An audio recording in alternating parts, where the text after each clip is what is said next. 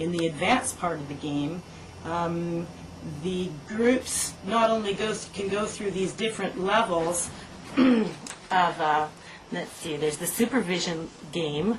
So these are little mini games within. There's the vision I already told you about. And there's supervision, and that's where we do a little more divination to find out what our more divine selves have to say about it.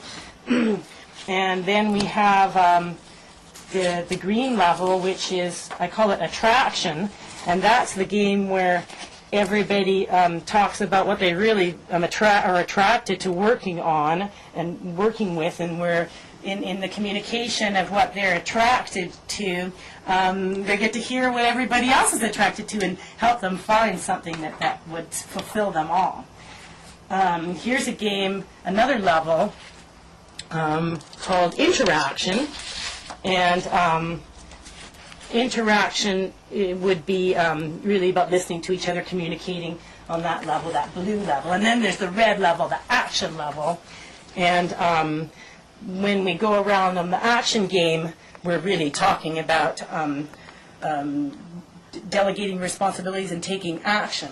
Now, at some point, for example, if it's somebody's turn and they have a reaction, they can present, let's move to the reaction game, and actually they only move in accordance with the colors. So you can go, here's an example of the colors. You can go from the red game, someone can propose the orange game, which is reaction. And this is if somebody's got some reaction to deal with, then they bring it forward and everybody gets to play reaction for a little while. But of course you can't get too stuck in one area, it'll keep moving. And because it's an interdimensional game, we work with our spirit guides and with the Holy Mother.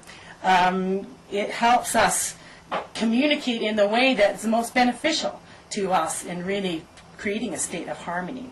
Okay, let's see what else. Satisfaction.